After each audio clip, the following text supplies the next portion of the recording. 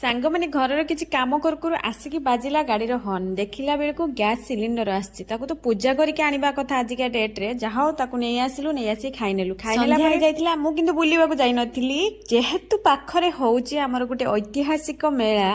तो आमको जीवाकू तो पड़िबो थरे ना थरे कहीं ना सेठी बहुत किसी जिनस मिले घरर आसबाबपत्र आरंभ करी बहुत भेराइटी जिनस मिले तो मुझे जाए किछिटा घरोई सामग्री किनिबा पई तो आमे बाहरी जाइथिलु सेठिकी जाके किछि किना किनि करी ऐतिहासिक मेलन मेला जहाँकि दोल पूर्णिमा ठार आरंभ होकर 8 ରୁ 10 दिन रही है। एठार फेमस देखते चना उकुड़ा जोटा कि भावे ये मिले आ कौटे मिले मत लगे किंतु यह बहुत पसंद लोकंर मोर पसंद नुहे कहीं 10 ରୁ 12 दिन लगे खाई सारा बेलू से